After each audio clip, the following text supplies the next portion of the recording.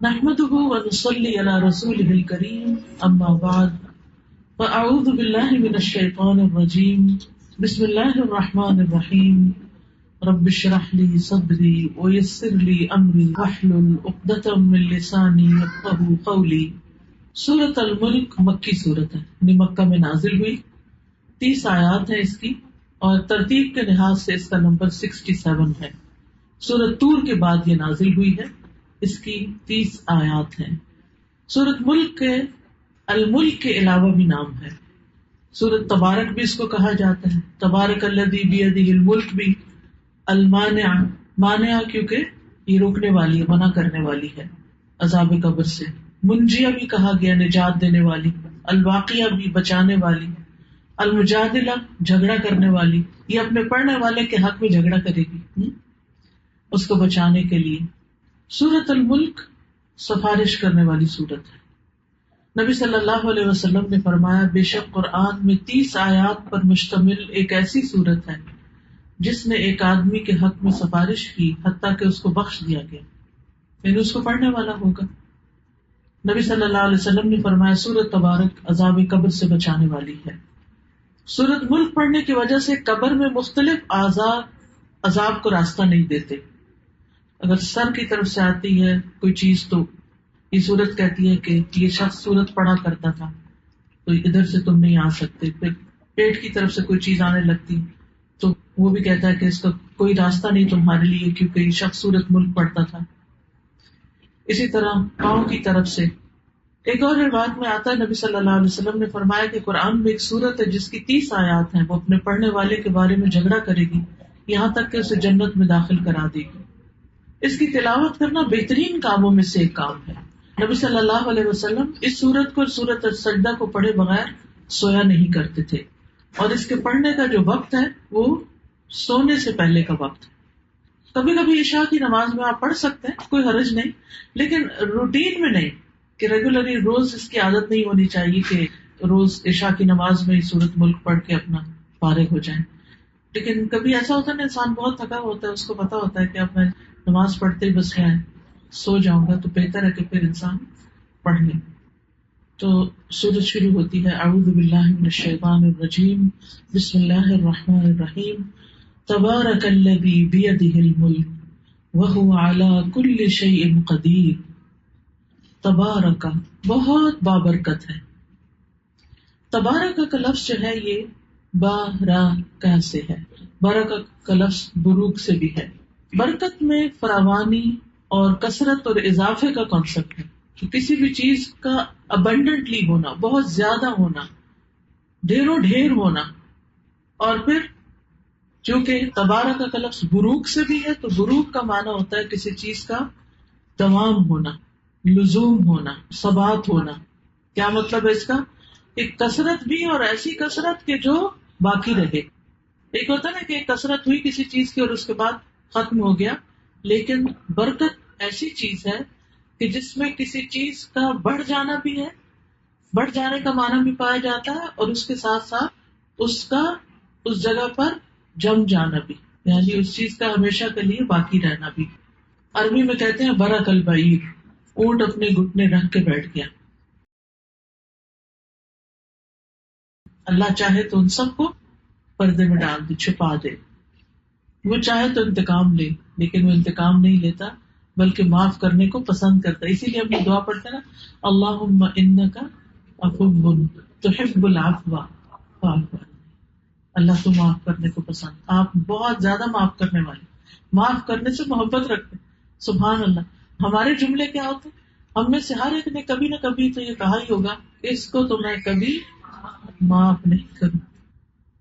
ہماری ہستی اور مجال بھی کیا ہے، لیکن اللہ سبحانہ و تعالیٰ سب کچھ اس کے پاس ہے، پھر بھی وہ معاف کرنے سے محبت رکھتا ہے۔ تو حب العفو، ہمارے پاس ہے بھی کچھ نہیں پھر بھی اتنی اکڑ، اور جس کے پاس سب کچھ ہے تو اس کو معاف کرنا پسند ہے۔ سبحان اللہ۔ پھر ایسے رب سے انسان کیوں دور ہو؟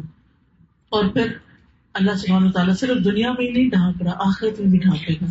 حدیث میں آتا ہے کہ بے شک اللہ تعالیٰ مومن کو اپنے قریب کریں گے قیامت کے دن، اس پر اپنی چادر ڈال کر اسے لوگوں کی نگاہوں سے چھپا لیں گے، پھر فرمائیں گے کیا تجھے فلاں گناہ یاد ہے؟ فلاں گناہ یاد ہے؟ تو وہ کہے گا جی ہاں میرے رب. یہاں تک کہ جب سارے گناہوں کا انسان اقرار کر لے گا اور اپنے دل میں یہ سوچ لے گا کہ اب تو میں ہلاک ہو گیا، اتنے میرے گناہ. دنیا میں تو ہم گناہ کو گناہ بھی نہیں مانتے، غلطی کر کے پھر کہتے میں نے کیا قصور کیا، میری کیا غلطی ہے. ہمارا حال یہاں تو یہ ہے، لیکن وہاں تو سب کچھ دکھا دیا جائے گا. فَمَن يَعْمَلْ مِثْقَالَ ذَرَّةٍ شَرًّا يَرَهُ، جو شر کا ذرہ بھی کرے گا وہ بھی دیکھ لے گا. تو انسان سمجھے گا اب تو میں گیا، میں تو ہلاکت ہونے لگی ہے. تو اللہ تعالیٰ اس سے فرمائے کہ میں نے دنیا میں تیری پردہ پوشی کی تھی، دنیا میں تیرے عیب ڈھانکے تھے، آج میں تیری بخشش کرتا ہوں. پھر اسے اس کی نیکیوں کا نامہ اعمال دے دیا جائے گا، گناہ معاف کر دیے جائیں گے، صاف کر دیے جائیں گے اور نیکیاں اس کو دے دی جائیں گی. اسی لیے اللہ سبحانہ وتعالیٰ فرماتے ہیں قل یا عبادی الذین اسرفوا علی انفسہم لا تقنطوا من رحمت اللہ ان اللہ یغفر الذنوب جميعا انہ هو الغفور الرحیم. کہہ دیجیے اے میرے بندو جنہوں نے اپنی جانوں پہ زیادتی کی ہے، اللہ کی رحمت سے نا امید نہ ہو، بے شک اللہ سب کے سب گناہ بخش دیتا ہے، بے شک وہی تو بے حد بخشنے والا نہایت رحم کرنے والا ہے. لیکن جب تک انسان زندہ ہے، جب تک یہ وعدہ ہے، مرنے کے بعد پھر کچھ نہیں کر سکتا اللہ یہ کہ دوسرے لوگ دعا کریں اور اللہ اس کو سن لے. اللہ سبحانہ تعالیٰ کے لیے کچھ مشکل نہیں، جتنے چاہے گناہ ہو اللہ تعالیٰ سب کو معاف کر سکتا ہے. الذی خلق سبع سماوات، اب اللہ سبحانہ تعالیٰ کی قدرت اور پاور کی اور بات کی جا رہی. وہ رب ہے جس نے 7 آسمان بنائے. بتاؤ دنیا والوں نے کیا بنایا، جن کی بڑائی کے تم گن گاتے ہو، جن کو تم بڑی چیز سمجھتے ہو، انہوں نے کیا بنایا؟ یہ چند عمارتیں بنا لی تو تم مروب ہو رہے، جہاز بنا لیے تو اس سے مروب ہو رہے. انسان اپنی ڈسکوریز پر پراؤڈ فیل کرتا ہے، لیکن وہ اپنے رب کو بھول جاتا ہے جس نے 7 آسمان تخلیق کیے. پھر اللہ کی قدرت اور طاقت کا ذکر ہے، اور یہ 7 آسمان پراپرلی 7 آسمان، یہ 7 ایٹماسفیئر لیئرز نہیں ہے کوئی، یہ آسمان ہیں جن پر نبی صلی اللہ علیہ وسلم نے معراج کے موقع پر دیکھا تھا، کن کو؟ مختلف انبیاء کو مختلف آسمانوں پر. الذی خلق 7 سماوات طباقا، ایک کے اوپر ایک ہے. ما تری فی خلق الرحمن من تفاوت، تم رحمان کی تخلیق میں کسی قسم کا کوئی تفاوت نہیں دیکھو گے، کوئی ڈسکریپنسی نہیں دیکھو گے. فارجع البصر، پھر نگاہ دوبارہ دیکھ لو، بے شک پھر دیکھو. ہل تری من فطور، کیا کوئی رخنا، کوئی درز، کوئی دراڑ نظر آئی؟ اگر اپنی چھت کو اگر ہم غور سے دیکھنے لگے، جو کہ اکثر ہم دیکھتے ہی ہیں نا، جب لیٹتے ہیں کہیں نہ کہیں کچھ نہ کچھ دکھ رہا ہوتا ہے، یہ ٹھیک نہیں، اور روز دیکھتے یہ ٹھیک نہیں، کرتے کچھ نہیں لیکن دیکھتے ضرور ہیں، اور سارا اچھا اچھا چھوڑ کے اسی کے اوپر نظر ہوتی ہے، یہاں سے خراب ہو گیا. لیکن اللہ سبحانہ تعالیٰ چیلنج کرتے ہیں کہ دیکھو آسمان کو، وہاں تمہیں کچھ بھی خرابی نظر نہیں آئے گی. فطور، کوئی فطور کے 4 معنی کیے گئے ہیں. پہلا یہ کہ تمہیں کوئی کٹی ہوئی جگہ نظر نہیں آئے گی، تمہیں کوئی خلل نظر نہیں آئے گا، کچھ پھٹا ہوا نہیں ہوگا، کوئی کمزوری نظر نہیں آئے گی. اس سے کیا بات پتہ چلتی ہے؟ اللہ سبحانہ تعالیٰ کی طاقت اور عظمت اور حکمت اور اس کے کمال کا پتہ چلتا ہے کہ اس کے ہر کام کے اندر پرفیکشن ہے. ہم پرفیکشن انسانوں میں تلاش کرتے ہیں اور پھر کہتے ہیں اس نے یہ کر دیا، اس نے وہ کر دیا، اس لیے میں دین سے دور جا رہی ہوں. فلاں چونکہ اس کا اخلاق اچھا نہیں تو میں بھی اب مسجد نہیں آ رہی. فلاں جو ہے وہ اس نے یہ دھوکہ دیا تو اب میرے دین کی طرف نہیں آنا. اکثر تو یہ عذر لنگ بیان کر رہے ہوتے ہیں نا لوگوں کے رویے کی وجہ سے. لوگوں کو مت دیکھو، دین لوگوں کا نہیں ہے، دین اللہ کا ہے، دین آسمان اور زمین والے کا ہے. اس کی تخلیق میں کوئی خلل نہیں ہے، وہاں کوئی نقص نکال کے دیکھو، وہاں کوئی نقص نہیں ہے. تو اس لیے اللہ سے دور نہ جاؤ. ففروا الی اللہ، اللہ کی طرف دوڑو، اللہ سے نہیں دوڑو، اللہ کی طرف چلو. پھر اللہ سبحانہ وتعالیٰ اپنی تخلیق کے اور نمونے بتاتا ہے. وَلَقَدْ زَيَّنَّا السَّمَاءَ الدُّنْيَا بِمَصَابِيحَ، ہم نے آسمان دنیا کو ستاروں سے، چراغوں سے آراستہ کیا ہے. وَجَعَلْنَاهَا رُجُومًا لِلشَّيَاطِينِ، اور ہم نے انہیں شیاطین کو مار بگانے کا ذریعہ بنایا ہے. وَأَعْتَدْنَا لَهُمْ عَذَابَ السَّعِيرِ، اور ہم نے ان کے لیے بھڑکتی ہوئی آگ کا عذاب تیار کر رکھا ہے.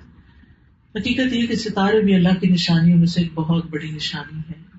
انسانوں نے ان کے بارے میں جتنی بھی اسٹڈیز کی ہیں لیکن ان کی پوری حقیقت کا علم نہیں، کیونکہ ستاروں تک انسان پہنچ جو نہیں سکا.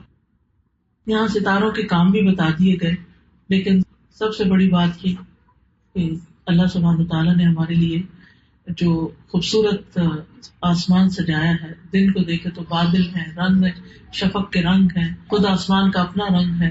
یہ سب کچھ، یہ جو پیچھے احسان کی بات ہوئی نا، اور یہاں اللہ سبحانہ تعالیٰ کے کاموں میں احسان، تو اس کو دونوں کو ریلیٹ کریں. اللہ سبحانہ تعالیٰ کی چیزوں میں تمہیں رکھنا نظر نہیں آئے گا، خوبصورتی نظر آئے گی. تم اپنے عمل دیکھو کیسے کرو، ان میں بھی خوبصورتی لاؤ. ان اللہ جمیل یحب الجمال، اللہ خوبصورت ہے، خوبصورتی کو، جمال کو پسند کرتا ہے. تو اس لیے بہت ضروری ہے کہ ہم قرآن جب پڑھیں تو دیکھتے جائیں کہ ہمارا رب کیا نہیں. رب کی پہچان قرآن کے بغیر نہیں ہوتی. اگر رب کو پہچاننا ہے تو قرآن میں غور و فکر چاہیے. اور جتنا جتنا ہمیں اللہ تعالیٰ کی صفات کا پتہ چلتا جاتا ہے، اتنی اتنی اس سے محبت ہوتی جاتی ہے، اتنا پھر اس کی عبادت میں لذت آتی ہے، اتنا انسان اس کو یاد کرتا ہے، اور جتنا اس کو یاد کرتا ہے پھر دنیا کے غم بھولتے چلے جاتے ہیں. اور اگر اللہ سے تعلق ٹھیک نہ ہو تو کوئی چیز ٹھیک نہیں ہوتی. اس لیے بہت ضروری ہے کہ ہم اللہ تعالیٰ کو پہچانیں. پھر فرمایا وَلِلَّذِينَ كَفَرُوا بِرَبِّهِمْ عَذَابُ جَهَنَّمَ وَبِئْسَ الْمَصِيرُ، اور ان لوگوں کے لیے جنہوں نے کفر کیا، اپنے رب کا انکار کیا، ان کے لیے جہنم کا عذاب ہے، تو بڑا برا ٹھکانہ ہے. اس آیت کو پڑھ کے دل کانپتا ہے. آج کتنے ہی مسلمان گھرانوں کے بچے ہیں جو اپنے رب کا انکار کر رہے ہیں. کتنا بھیانک انجام. یہ کوئی کھیل نہیں ہے. وَلِلَّذِينَ كَفَرُوا بِرَبِّهِمْ عَذَابُ جَهَنَّمَ وَبِئْسَ الْمَصِيرُ إِذَا أُلْقُوا فِيهَا سَمِعُوا لَهَا شَهِيقًا وَهِيَ تَفُورُ، جب وہ اس میں ڈالے جائیں گے تو وہ اس کے دھڑنے کی آواز سنے گی اور وہ جوش مار رہی ہوگی. یعنی شہیق کا مطلب ہوتا ہے گدھے کی آوازوں کی طرح چنگھاڑنے والی آواز. یعنی جہنم میں آگ جلنے کی جو آواز ہے وہ بھی بڑی خوفناک ہوگی، بہت تکلیف دہ ہوگی. اور پھر تکاد تمیز من الغیظ، قریب ہے کہ غصے سے پھٹ پڑے. دنیا میں جو لوگ غصے سے پھٹ پڑتے ہیں ان کا علاج یہاں رکھا گیا ہے. پھٹ پڑنا، جیسا عمل ویسی جزا. بلا وجہ کسی کے اوپر برس پڑنا، ظلم کرنا، زیادتی کرنا، اس کا انجام یہاں رکھا گیا ہے. رب کا انکار، رب کی باتوں کا انکار، یہ جوک نہیں ہے، یہ معمولی باتیں نہیں ہے، یہ بہت سیریس کرائم ہے. اور اس سیریس کرائم کے لیے کوئی دنیا کی جیل نہیں بھی تو آخرت کی جہنم سے ڈرنے کی ضرورت ہے. تکاد تمیز من الغیظ کلما القی فیہا فوجا، جب کبھی اس میں گروہ ڈالا جائے گا، کثرت سے گروہ میں فوج ڈالی جائے گی. فوج میں 2-4 لوگ تھوڑی ہوتے ہیں، سینکڑوں ہزاروں ہوتے ہیں. سألہم خزنتہا، تو جہنم کے جو باڈی گارڈ ہوں گے وہ کہیں گے الم یأتکم نذیر، تمہارے پاس کوئی ڈرانے والا نہیں آئے گا. آج ہم کہتے ہیں نہیں بچوں کو مت ڈراؤ، بچوں کو خوف زدہ نہیں کرو. نہیں ڈراؤ، لیکن ان کو یہ تو بتاؤ کہ اللہ کے انکار کا انجام کیا، شاید ان کے دل پہ کوئی بات اثر کرتا ہے. تو جہنم کے داروغہ کہیں گے تمہیں کسی نے کچھ نہیں بتایا تھا، تو کتنی ضرورت ہے ان چیزوں کے ریمائنڈر کی. فاعترفوا بذنبہم، وہ اپنے گناہوں کا اعتراف کر لیں گے کہ ہماری غلطی تھی. فسحقا لاصحاب السعیر، تو لعنت ہے بھڑکتی ہوئی آگ کے ساتھیوں پر. اس کے برعکس ان الذین یخشون ربہم، بے شک وہ لوگ جو اپنے رب سے غائبانہ طور پہ ڈرتے ہیں، رب کو دیکھا نہیں لیکن پھر بھی رب سے ڈرتے ہیں، اس کی نشانیوں کو دیکھ کر اس کی عظمت کا احساس رکھتے ہوئے اس سے عاجزی اختیار کرتے ہیں. لہم مغفرۃ واجر کبیر، ان کے لیے بخشش بھی ہے اور بہت بڑا اجر بھی ہے. یعنی غائبانہ ڈرنے والوں کے لیے مغفرت اور اجر ہے. غائبانہ کون ڈرتے ہیں؟ جو لوگوں سے چھپ کے نیک اعمال کرتے ہیں. اللہ صرف تیرے لیے کر رہی ہوں، کسی کو نہیں دکھانا چاہتی، کسی کو نہیں بتانا چاہتی.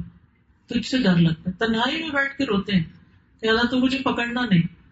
پوشیدہ عمل کرنا جو ہے یہی اس بات کا ثبوت ہے کہ انسان اللہ سے ڈرتا ہے. پھر اپنی عبادتیں اور صدقہ چھپا کے کرنا. 7 لوگوں کو اللہ قیامت کے دن اپنے سائے میں جگہ دے گا جس دن کوئی اور سایہ نہ ہوگا. ایک وہ شخص جس نے صدقہ اتنا چھپا کے دیا کہ دائیں ہاتھ نے دیا تو بائیں کو بھی نہیں پتا چلا کہ کیا دیا. یہ لوگ اپنے رب سے غائبانہ طور پر ڈرتے ہیں. تنہائی میں اللہ کی یاد سے آنسو بہانا. تنہائی میں اور لوگوں کے سامنے ایک جیسی نماز پڑھنا، فرق نہ ہونا. یہ نہیں کہ کوئی دیکھ رہا تو سیدھے ہو کے کھڑے ہو گئے اور ویسے ڈھیلے ڈھالے. نہیں، اللہ سے نہیں ڈرتا. جہاں صرف اللہ دیکھتا ہے وہاں تو اور زیادہ اچھی نماز ہونی چاہیے، اور جہاں لوگ دیکھتے ہیں ان سے ہم ڈرتے ہیں. وَأَسِرُّوا قَوْلَكُمْ أَوِ اجْهَرُوا بِهِ إِنَّهُ عَلِيمٌ بِذَاتِ الصُّدُورِ. اپنی بات چھپا کے کرو یا کھلم کھلا کرو، اونچی آواز میں کرو یا وسپر کرو، وہ تو سینوں کے بھید بھی جانتا ہے، اس سے کچھ نہیں چھپتا. اس لیے اپنا معاملہ اس کے ساتھ کرو.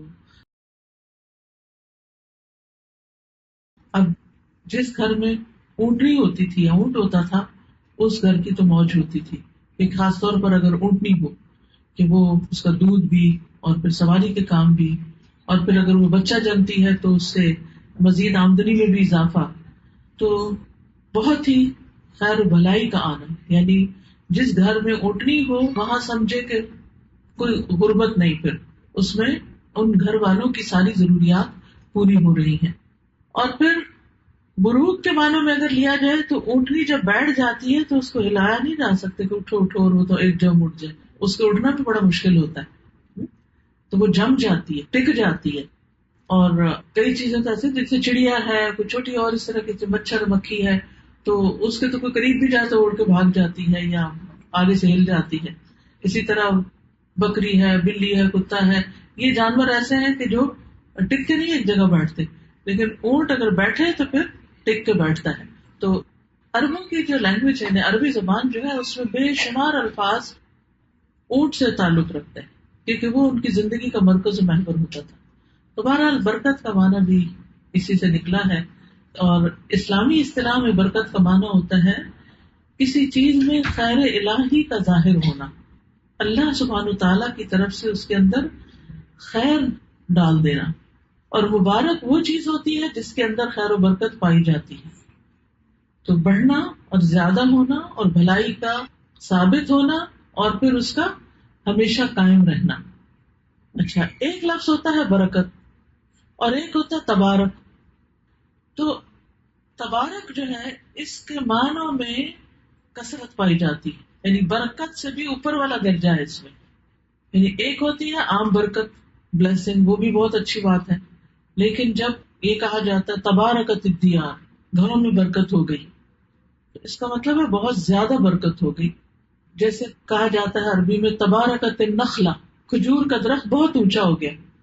تو کھجور کا درخت جب اونچا ہوتا ہے تو وہ عام دوسرے درختوں کے مقابلے میں سر نکال لیتا ہے، یعنی ان سب کے مقابلے میں اونچا ہو گیا. اسی لیے پھر تبارک کے معنوں میں عظمت اور بزرگی میں بڑھ جانے کے معنوں میں بھی استعمال ہوتا ہے.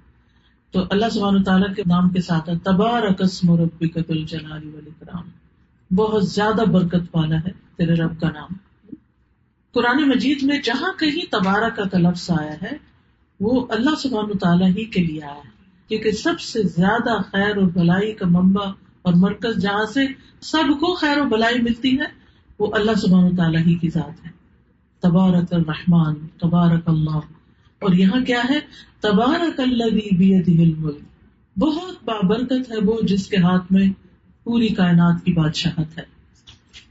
یعنی بابرکت ذات ہے، مبارک ذات ہے. اور تبارک کا بمانا بلند ہونے کے بھی، یعنی اللہ سبحانہ و تعالیٰ کی ذات بہت بلند ذات ہے، ہر ایک سے بلند ہے. یعنی بلند کے لیے علوم کا لفظ بھی آتا ہے، بڑائی کے لیے عظمت کا لفظ بھی آتا ہے، اللہ اکبر کا لفظ بھی آتا ہے، لیکن تبارک کا لفظ بھی آتا ہے کہ بہت بلند ہے. اور تبارک کا لفظ جو ہے عربی میں تفاعل کے وزن پر ہے، اور تفاعل کا معنی ہوتا ہے برکت سے تفاعل میں حروف زیادہ ہو گئے. تو عربی میں جب ایک روٹ سے ایک لفظ نکلتا ہے جس میں کم حرف ہے اس کا معنی تھوڑا سا چھوٹا ہوگا یا کم ہوگا، اور جب اس میں حروف بڑھتے جائیں گے تو اس معنی میں شدت پیدا ہو جائے گی، وہ معنی بھی زیادہ ہو جائے گا. تو یہاں پر کیا معنی بنے گا پھر؟ وہ بہت زیادہ بابرکت ہوا، تبارک الذی، وہ بہت زیادہ بلند و بالا ہوا. اللہ سبحانہ تعالیٰ خود بلند بھی ہے، برکت والا بھی ہے. اور یہ بات بھی یاد رہے کہ کسی بھی چیز میں جو بڑھوتری ہوتی ہے، برکت ہوتی ہے، وہ صرف اور صرف اللہ تعالیٰ ڈالتا ہے. یہ کانسیپٹ ہمارے ذہن میں اچھی طرح واضح ہونا چاہیے. ہم انسانوں کو کہہ رہے ہوتے ہیں کہ یو بلیس اس، نہیں، انسان نہیں کسی کو بلیس کر سکتے، یہ اللہ کی ذات ہوتی ہے جو بلیس کرتی ہے. یہ چیز واضح ہونی چاہیے. یعنی اللہ سبحانہ وتعالیٰ برکت دینے والا بھی ہے، اور کسی چیز کے اندر اگر برکت ہے تو ڈالنے والا بھی اللہ ہی ہے. جیسے عیسیٰ علیہ السلام نے اپنے بارے میں فرمایا تھا وَجَعَلَنِي مُبَارَكًا أَيْنَمَا كُنتُ، اس نے مجھے مبارک بنایا ہے میں جہاں کہیں بھی ہوں. عیسیٰ علیہ السلام مبارک تھے، ان کے اندر برکت تھی، لیکن وہ ڈالی کس نے؟ اس کا سورس کیا ہے؟ اللہ سبحانہ وتعالیٰ. اسی طرح جتنے بھی انبیاء علیہ السلام ہیں اور جتنے بھی نیکی کے کام ہیں یا خیر و بھلائی کی چیزیں ہیں، ان سب کے اندر برکت اللہ سبحانہ وتعالیٰ کی طرف سے آتی ہے. ان چیزوں کو اللہ تعالیٰ مبارک بنا دیتا ہے اور وہ بندوں کے فائدے کی ہو جاتی ہیں. اسی طرح اب ایک سوال یہ پیدا ہوتا ہے کہ کیا بزرگوں سے برکت لی جاتی ہے؟ نہیں، صرف انبیاء علیہ السلام سے لی جا سکتی ہے.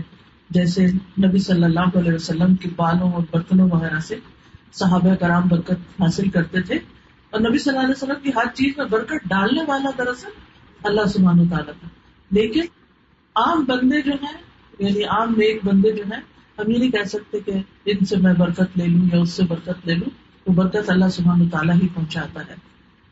اور بخاری میں صحیح حدیث میں آتا ہے کہ البرکۃ من اللہ، کہ برکت اللہ کی طرف سے ہوتی ہے.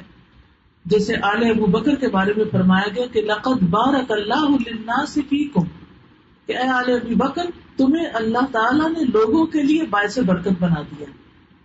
اچھا، اس سے کیا پتہ چلتا ہے؟ کہ بعض لوگ بابرکت ہوتے ہیں، ان کے اندر برکت ہوتی ہے، وہ ڈالی اللہ میں ہوتی ہے، لیکن وہ کون ہوتے ہیں؟ جن سے دوسروں کو خیر اور بھلائی پہنچتی ہے. یہ یاد رکھیے، جن سے دوسروں کو خیر پہنچتی ہے، بھلائی پہنچتی ہے. اسی لیے شادی کے موقع پر، عید کے موقع پر کوئی حج کرے، ہم کیا دعا دیتے ہیں؟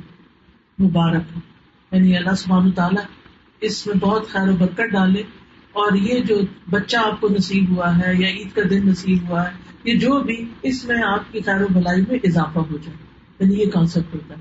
جب کسی کی شادی ہوتی ہے تو ہم کہتے ہیں بارک اللہ لک، بارک اللہ علیکما، بارک اللہ فیکم. اور یہ دعا جو ہے یہ نظر سے بھی بچاتی ہے. یہ جو نظر لگ جاتی ہے، ہمارے یہاں عام طور پر کانسیپٹ ہے کہ جب نظر سے بچنے کے لیے بس ماشاء اللہ کہہ دینا کافی ہے.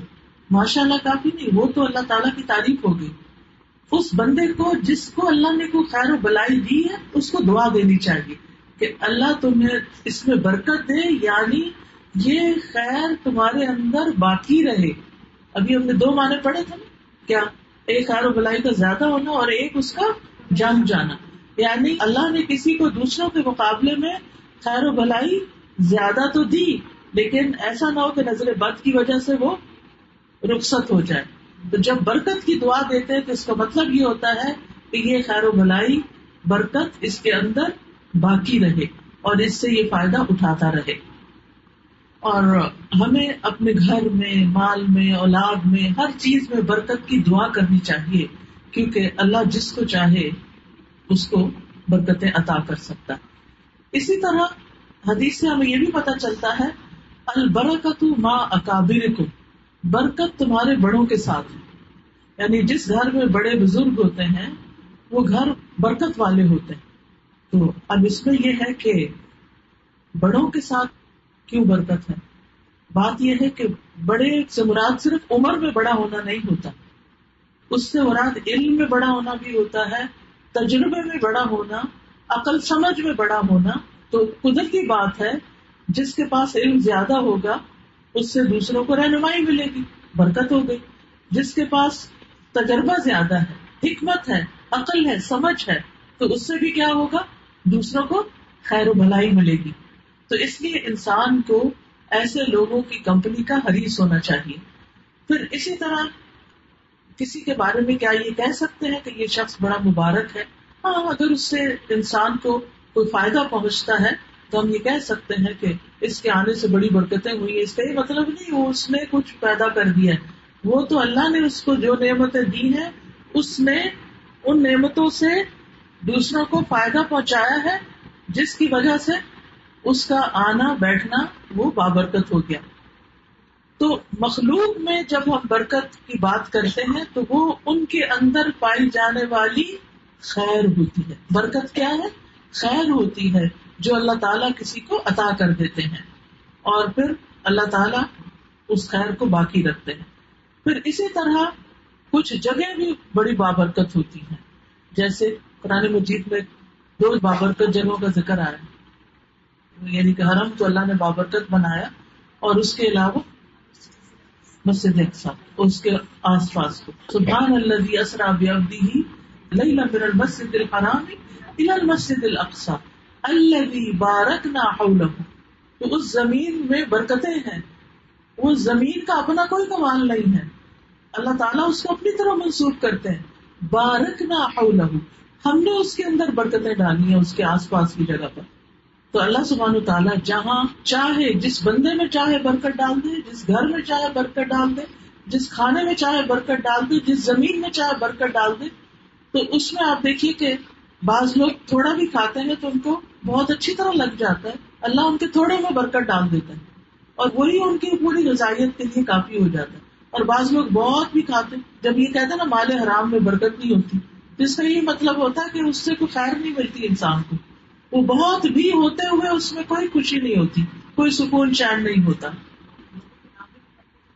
نام میں تو نہیں ہوتی، نام برکت بھی رکھ سکتے ہیں ویسے، کیونکہ اچھے لفظوں سے نام رکھنے میں تو کوئی حرج نہیں. عبداللہ بن مبارک بھی نام تھا. مبارک یعنی اس کا مطلب کیا ہوتا ہے کہ اللہ ان کے اندر برکت ڈال دے، ان کے اندر خیر و بھلائی ہو. تو فرمایا تبارک الذی بیدہ الملک، بہت بابرکت ہے وہ جس کے ہاتھ میں ساری بادشاہت، یعنی حقیقی مالک، حقیقی بادشاہ صرف اور صرف اللہ سبحانہ وتعالیٰ ہی ہے. ملک یملک ملکن و ملکن کا معنی ہوتا ہے حکومت کرنا، یعنی سارے اختیارات اور سارا کنٹرول صرف اور صرف اللہ کے ہاتھ میں ہے. آسمانوں کی بادشاہت بھی اور زمین کی بھی بادشاہت کا اصل مالک اللہ سبحانہ وتعالیٰ ہے.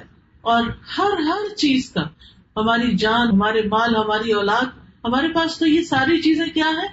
امانتے ہیں. اصل مالک کون ہے؟ اللہ ہے.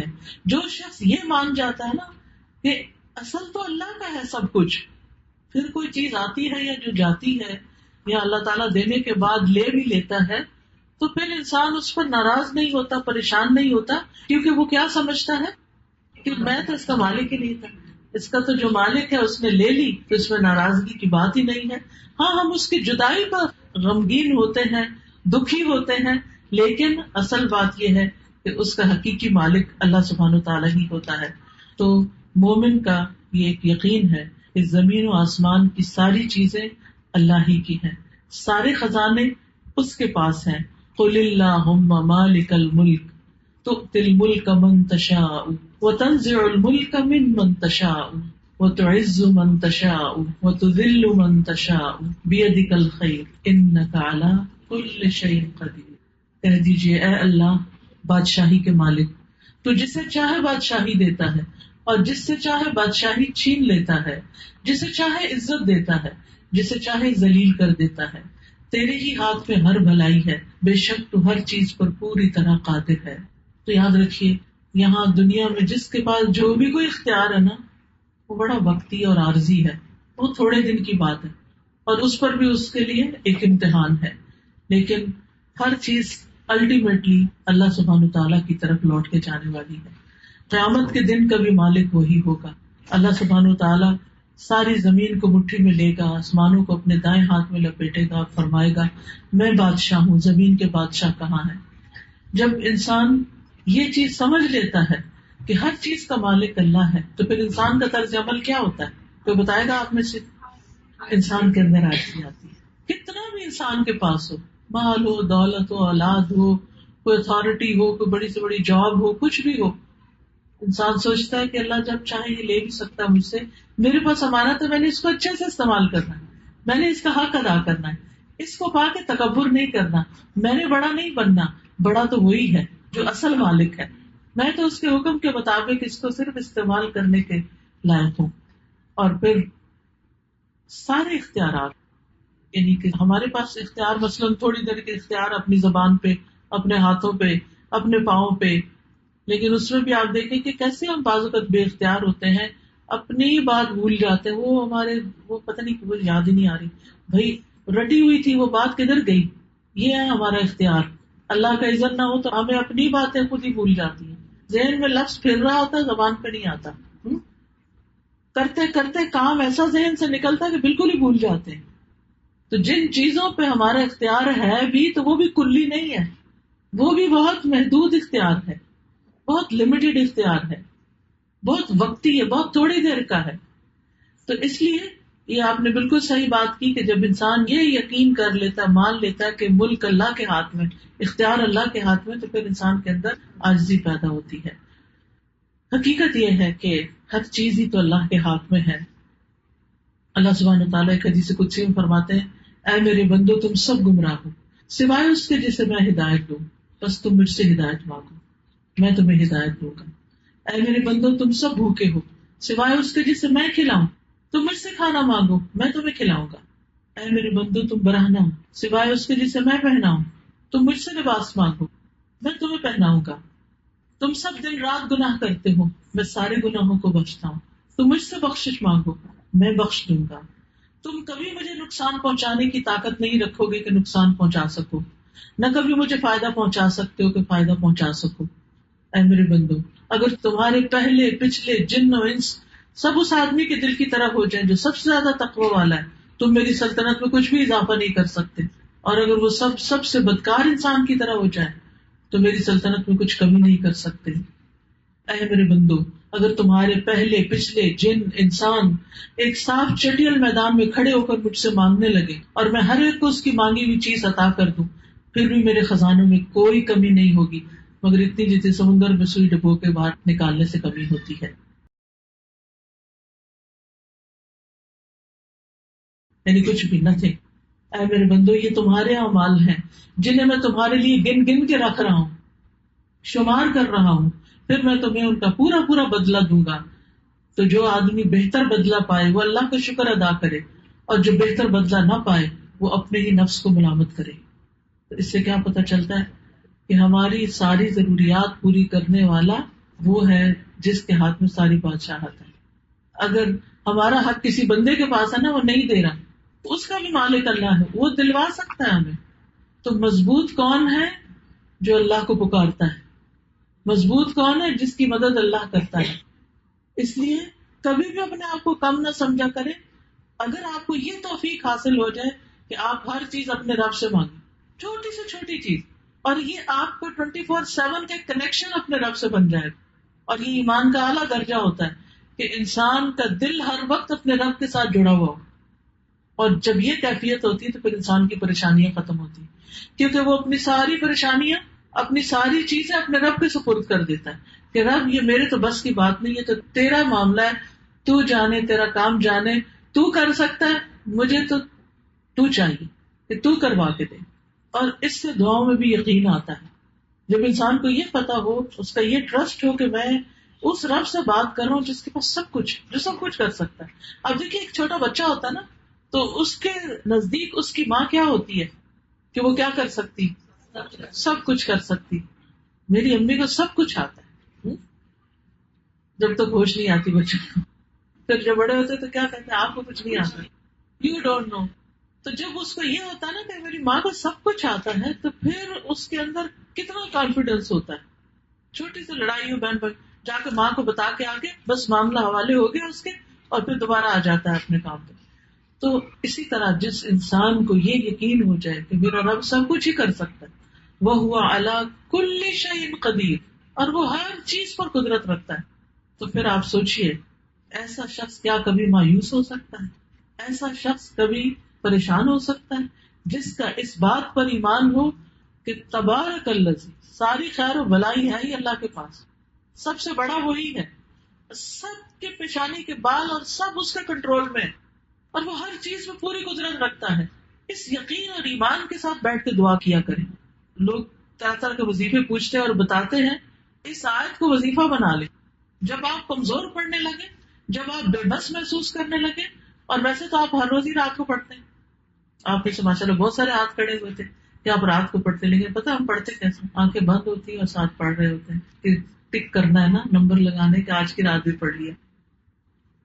تو اس وقت ہم یہ سوچے لے کے سوئیں تو پھر خواب کیسے آئیں گے؟ پریشان کرنے والے کو. پھر صبح اٹھ کے بے چین رہیں گے کہ اتنا پریشان کن خواب آیا، پتہ نہیں کیا کروں. انشاءاللہ جب آپ اس یقین کے ساتھ سوئیں گے میرا رب تو سب کچھ کر سکتا ہے.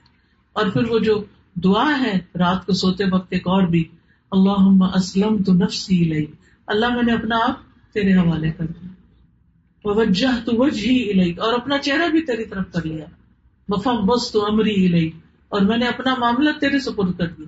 جو بھی بوجھ ہے، جو بھی چیز بادر کر رہی، پریشان کر رہی، ساری اس کے حوالے کر دیں. آپ اس کو ٹھیک کر دیں.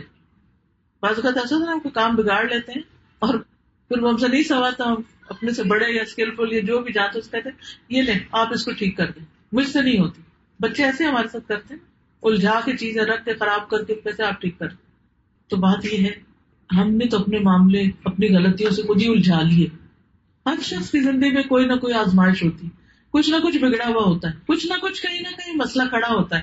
میں کیوں اتنے وثوق سے یہ بات کہہ رہی ہوں؟ اس لیے کہہ رہی ہوں کہ اللہ نے ہمیں بھیجا ہی امتحان کے لیے. امتحان تو ہوگا کبھی کسی طرف سے کبھی کسی، اور ہر روز ایک نیا ہی کھڑا ہوا ہوتا ہے. کچھ لانگ ٹرم ہوتے ہیں، کچھ شارٹ ٹرم ہوتے ہیں، پھر آتے ہیں گزر جاتے ہیں، ختم ہو جاتے ہیں.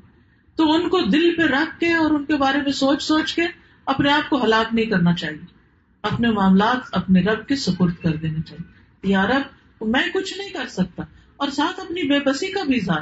کیونکہ پتہ کیا ہم سمجھتے ہیں کہ چیزیں میں کر سکتا ہوں، مجھے سب کچھ آتا ہے، مجھے پتا ہے میں ایسی تیسی کر دوں گا، فلاں کر دوں گا، یہ کر دوں.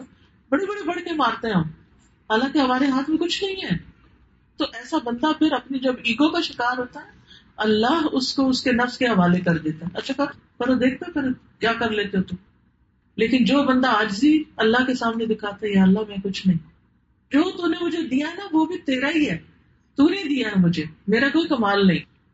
مجھ سے زیادہ قابل لوگ ہیں تو ان کو بھی دے سکتا تھا. تو اگر تو نے مجھے دیا یہ تیری ہی طرف سے ہے. لیکن جو میری پریشانیاں اور جو میرے مسائل اور جو میرے مسئلے ہیں ان کو میں نہیں حل کر سکتا، ان کو تو حل کر سکتا ہے، تو ان کو حل کر، تیرے حوالے. پھر آپ دیکھیں ہلکا ہو کے سوئیں گے. آپ کر کے تو دیکھیں، اپنی عاجزی کا اظہار کریں اور اس کی قدرت کا ذکر کریں. دیکھیے اس آیت میں اللہ سبحانہ تعالیٰ کی صفات کا بیان ہے. تبارک الذی، تبارک بھی اللہ تعالیٰ کی صفت ہے کہ برکت والا.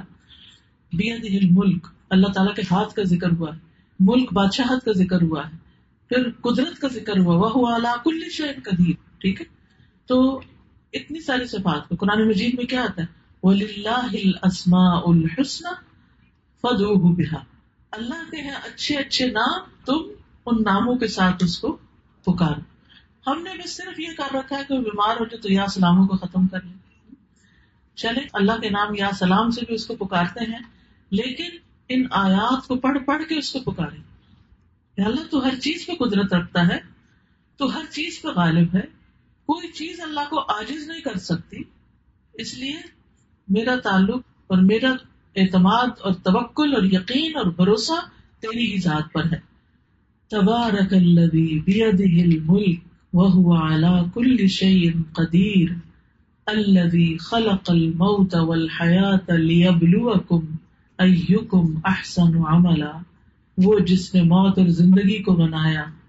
کیوں بنایا؟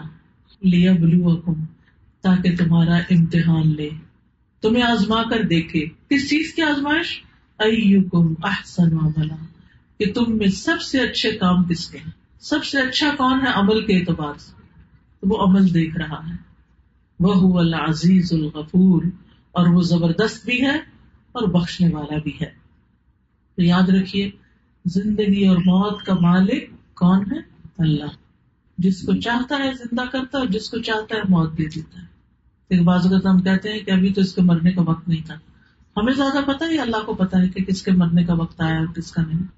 جس نے زندگی دی وہی موت دینے والا ہے، موت کو تخلیق کرنے والا بھی وہی ہے. اور پھر لیبلوکم، تاکہ تمہارا امتحان لے، تمہیں آزمائے. کس بات میں آزمائے؟ ایک معنی اس کا یہ کیا گیا کہ عقل کے اعتبار سے تم میں سے کامل کون ہے، یعنی کون اپنی عقل کا بھرپور استعمال کرتا ہے. تو ہمارا امتحان کیا ہوا؟ کس چیز کا ہوا؟ ہماری عقل سمجھ کا. اس کو تیز کرنے کی ضرورت ہے.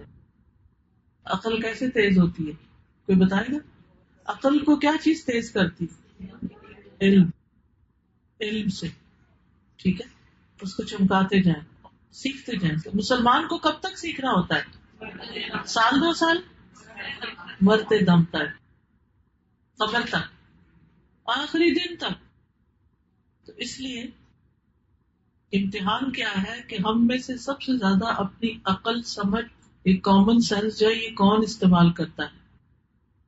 دوسرا معنی ایکم ازہد فی الدنیا، تم میں دنیا سے سب سے زیادہ بے رغبت ہونے والا کون ہے. یعنی ایک امتحان ہمارا یہ ہے کہ کون دنیا میں بہت دل لگا لیتا ہے اور کون بے رغبت ہے. دنیا ہماری ضرورت ہے. ہمیں رہنے کے لیے گھر بھی چاہیے، ہمیں سونے کے لیے بیڈ بھی چاہیے، ہمیں پہننے کے لیے کپڑے بھی چاہیے، ہمیں جوتے بھی چاہیے، ہمیں کھانا بھی چاہیے، ہمیں بچے بھی چاہیے، ہمیں جاب بھی چاہیے. یہ سب چیزیں چاہیے. لیکن مومن ان چیزوں میں پھنس کے نہیں رہ جاتا. وہ اس کی زندگی کا مقصد نہیں ہوتی، وہ اس کی زندگی کی محبتوں کا مرکز نہیں ہوتی. وہ ان چیزوں کے گرد گھوم کر نہیں رہ جاتا. وہ اللہ سے محبت کرتا ہے سب سے بڑھ کر، اور جن چیزوں سے بھی محبت کرتا ہے وہ اللہ کی خاطر کرتا ہے، تاکہ اللہ کی خاطر ان کو استعمال کر سکے. اپنے بچوں کو بھی اللہ کی اطاعت میں لگاتا ہے، اپنے مال کو بھی اللہ کی رضا کمانے کے لیے لگاتا ہے، اپنے جسم کو بھی اللہ کی رضا کے لیے استعمال کرتا ہے. تو یہی ہمارا امتحان ہے کہ کون دنیا سے محبت میں کھو جاتا ہے، دنیا کے بھنور میں ہی پھنس جاتا ہے، اور کون اس سے اوپر اٹھ جاتا ہے. تیسرا معنی، تم میں سے کون اللہ کی حرام کردہ چیزوں سے پرہیز کرنے والا ہے. حرام سے کون کون بچتا ہے؟ یہ امتحان ہے ہمارا. ابتلا کیا ہے، آزمائش کیا ہے؟ حرام سے کون بچتا ہے، اور کون اللہ کی اطاعت کی طرف سب سے زیادہ جلدی کرنے والا ہے. چوتھا معنی، ایکم للموت اکثر ذکرا، تم میں سے کون موت کو سب سے زیادہ یاد کرنے والا ہے، اور اس کے لیے سب سے اچھی تیاری کرنے والا کون ہے، اور اس سے ڈر کر بچنے والا اور احتیاط کرنے والا اور تقویٰ کرنے والا کون ہے. نمبر 5، پانچواں معنی اس کا کیا گیا ہے، تم میں سے کون سب سے زیادہ اپنی ذات کے عیبوں کو جاننے والا ہے. تو ہمارا امتحان کیا ہے کہ ہم نے اپنے آپ کو کتنا پہچانا، اپنی ویکنیسز کو کتنا جانتے ہیں. آپ دیکھیے کہ جیسے زمین ہوتی ہے نا، تو اگر اس پر آپ نے کچھ بنانا ہے، گھر وغیرہ یا کچھ، تو اس کی بنیادیں بھی کھودتے ہیں، لیکن اس کے ساتھ ساتھ جس کو پنجابی میں ٹوئے کہتے ہیں، کیا ہوتے ہیں وہ گڑے، وہ گڑوں کی بھرائی بھی کرتے ہیں نا، تب اس پہ کوئی چیز بنتی. تو وہ بھرائی کرنا بڑا ضروری ہوتا ہے. ہم میں سے ہر شخص کی شخصیت کے اندر کہیں نہ کہیں گڑے ہیں، اور ان کو بھرنا بڑا ضروری ہے. ہمیں یہ دیکھنا چاہیے کہ ہم کس چیز میں پیچھے ہیں، کہاں کمی ہے ہم میں. کیا ہم روحانی طور پہ کمزور ہیں، جسمانی طور پہ کمزور ہیں، جذباتی طور پہ کمزور ہیں، علمی اعتبار سے کمزور ہیں؟ ہماری کمزوری کہاں ہے، کیا کمزوری ہے؟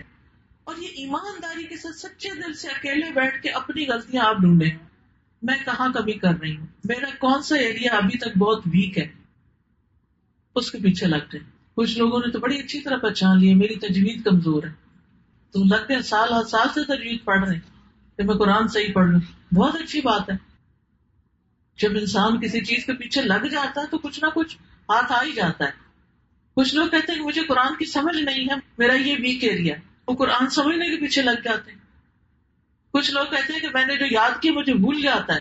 آپ کے ساتھ تو نہیں ہوتا ایسا؟ اس کا علاج صرف ریپیٹیشن، بار بار پڑھنا، بار بار دہرانا، بار بار بار بار. کچھ لوگ کا حافظہ اچھا ہوتا ہے، وہ چند دفعہ پڑھ کے پھر پکا بھی کر لیتے ہیں، لیکن کچھ لوگ 10 دفعہ بھی پکا کرے پھر 11ویں دفعہ کچا ہوا پڑا ہوتا ہے، ان کو پھر پکا کرنے کی ضرورت. تو ہم میں سے ہر شخص کو اپنی ویکنیسز کا پتا ہونا چاہیے.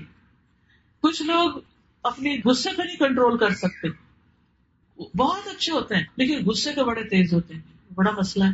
اور اس کے لیے علاج سوچنا چاہیے اور اس کو اس کمزوری کو دور کرنا چاہیے. کچھ لوگ شکوک و شبہات، وہم، منفی سوچوں کا شکار رہتے ہیں ہر وقت. تو آپ دیکھیے کہ جس طرح قانون کشش ثقل ہے نا، یعنی گریویٹیشنل پل جو ہے زمین کی، اس کا ایک لا ہے، اسی طرح ایک لا آف اٹریکشن بھی ہے. یعنی آپ جس طرح کی سوچ سوچیں گے نا، اسی طرح کی چیزیں آپ کو اٹریکٹ کریں گے اور آپ ان کو اٹریکٹ کریں گے، وہ پل کر لیں گے آپ.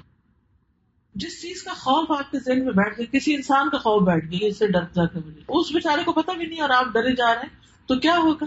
وہ ویسے ہی چیز میں نظر آنے لگے گی آپ. تو اپنی ویکنیسز کو دیکھیں، میں کس چیز سے ڈرتی ہوں، کیا چیز مجھے رلاتی. 20 سال پہلے کسی نے کوئی گالی دی تھی تو وہ ابھی تک نہیں بھول رہی، روز یاد کر کے روتے ہیں اس کو. یہ دس از اے ویکنیس. ہم بری باتیں اپنے دماغ سے کھرچ کے باہر نہیں پھینک سکتے. گھر کی صفائیاں خوب کرنا جانتے ہیں، دل کی صفائی نہیں جانتے، دماغ کی صفائی نہیں جانتے. تو یہ کرنے کی ضرورت ہے. تو ہم میں سے ہر شخص کو اپنی ذات کے عیبوں کو جاننا ہے. یہ سورۃ الملک کا میسج ہے آپ کے لیے، میرے لیے بھی، آپ کے لیے بھی. اور جو ایریا ویک ہو اس کو اسٹرانگ کر، تاکہ مرنے سے پہلے تیاری کر لیں، مر کے اللہ کے حضور حاضر ہونا، تیاری کر لیں. آپ دیکھیے جب ہم گھر سے نکلنے لگتے ہیں تو اپنے کپڑوں کے عیب کو، اپنے چہرے کے، اپنے ان سب چیزوں کو دور کر لیتے ہیں. جو ویک ایریاز ہوتے ہیں ہمارے، ان کو ٹھیک کرتے ہیں تاکہ ہم پریزنٹیبل ہوں. تو ایک دن اللہ سے بھی تو ملاقات کرنی ہے نا، وہاں بھی تو پریزنٹیبل ہونا چاہیے نا ہمیں. تو وہ اسی صورت میں ہوں گے جب اپنی ان کمزوریوں کو دور کریں گے. پھر آپ دیکھیے چھٹی چیز، اپنی تقدیر پہ سب سے زیادہ راضی ہونے والا. کچھ چیزیں نا تقدیر میں لکھی ہوتی، کسی شخص کے ساتھ شادی ہو گئی، اس کے ساتھ نہیں بنی، یہ تقدیر میں تھا. اب اللہ سے ناراض نہیں ہو سکتے، کسی وجہ سے ہی اس نے ہمارے حصے میں اس شخص کو لکھا. کوئی اولاد ایسی ہو گئی کہ جو ہمارے لیے سردردی بن گئی، تو اب ہم ہر وقت اپنے آپ کو کوستے رہتے، میرے ہی پلے ایسی اولاد کیوں پڑ گئی، میں ہی کیوں. پھر کمپیرزن بھی کرتے رہتے دوسروں سے. تو کچھ چیزیں ہمارے حصے کی تھی، ہمیں مل گئی، اب ان سے نبھانا جان، اب ان کو سہنا جان. اور جو سہ جاتا ہے وہ رہ جاتا ہے، پھر انسان کم از کم گزارا کر لیتا ہے، ورنہ تو انسان اپنے آپ کو ہی ہلاک کر ڈالتا ہے. تو تقدیر پر راضی، کوئی فوت ہو گیا، کوئی مال چلا گیا، کوئی جان میں نقصان ہو، کوئی بیماری آ گئی، کوئی جاب چلی گئی، کچھ ہو گیا، پھر تقدیر میں تھا، ایسا ہونا تھا، اس میں بھی خیر ہو. پہلا جملہ جو منہ سے نکلنا چاہیے انا للہ کے بعد، وہ کیا ہے؟ اس میں بھی خیر. اور اگر آپ واقعی دیانت داری سے جملہ بول رہے ہیں نا، اللہ آپ کو اس کی خیر دکھائے گا. کیونکہ ان مع العسر یسرا، فان مع العسر یسرا، تنگی کے ساتھ آسانی بھی، بس یقیناً تنگی کے ساتھ آسانی، لیکن ہمیں وہ نظر نہیں آتی جس کی وجہ سے ہم پریشان رہتے ہیں. تو اللہ سبحانہ و تعالیٰ امتحان لے رہا ہے، عمل کا امتحان. ایکم احسن عملا، کہ تم میں سے کون زیادہ اچھا ہے عمل کے اعتبار سے، کچھ کر کے آنے والا کون ہے. یہاں پر آپ ایک بات نوٹ کریں گے کہ کثرت عمل کی بات نہیں ہوئی، احسن عمل کی بات ہوئی ہے. تو اس سے کیا سبق ملتا ہے کہ بتائے کیا کرنا ہے ہمیں؟ کوالٹی، کوانٹٹی کے پیچھے نہیں جانا، کوالٹی. ٹھیک ہے، اگر کوالٹی اچھی ہوگی تو کوانٹٹی بھی بڑھا لیں، نو ہارم، اچھا ہے چیز وہ اچھی ہو اور زیادہ ہو تو بہت ہی اچھا. لیکن اگر زیادہ نہیں تو کم از کم، مثلاً 100 نفل پڑھنے کی بجائے اگر 10 بھی پڑھ لیے نا، کوالٹی اچھی ہوئی تو وہ زیادہ وزنی ہوگی. اسی طرح اگر آپ تھوڑا سا بھی صدقہ کرتے ہیں لیکن چھپا کے کرتے ہیں، اللہ کی خاطر کرتے ہیں، اخلاص کے ساتھ کرتے ہیں، تو وہ ڈھیروں مال خرچ کرنے سے کہیں زیادہ بہتر ہے جو دکھا کے کرتے ہیں، جس میں دکھاوا ہوتا ہے. تو کوئی بھی چیز احسن عمل، ایکم احسن عملا. ابن قیم رحمہ اللہ اپنی کتاب المنار المنیف میں کہتے ہیں احسن عمل زیادہ خالص اور زیادہ درست ہوتا ہے. یہ ایسا عمل ہوتا ہے جو اللہ کی رضا اور اس کی محبت کے موافق ہوتا ہے. احسن عمل کون سا ہے؟ جو اللہ کو محبوب ہے. وہ عمل احسن نہیں ہوتا جو اس سے خالی ہو، اگرچہ بہت زیادہ ہو. تو اللہ سبحانہ و تعالیٰ چاہتا یہ ہے کہ اس کی عبادت ایسے عمل کے ساتھ کی جائے جو اس کے لیے زیادہ رضا کا باعث ہو، چاہے تھوڑا ہی ہو، نہ کہ ایسا عمل جو ہو تو زیادہ لیکن اللہ کو راضی نہ کرے. تو اپنے آپ کو بہت نہ تھکائیں، 10 چیزوں میں ہاتھ ڈال لیں اور ایک میں بھی کوالٹی نہ ہو. کوالٹی احسان کے درجے پہ عمل. آپ دیکھیں ہمیں دنیا کی چیزوں میں سے بھی زیادہ اچھی کون سی لگتی، جو زیادہ خوبصورت ہوتی، جن کی کوالٹی اچھی ہوتی. بعض اوقات آپ جاتے ہیں نا کچھ خریدنے، ساکس کا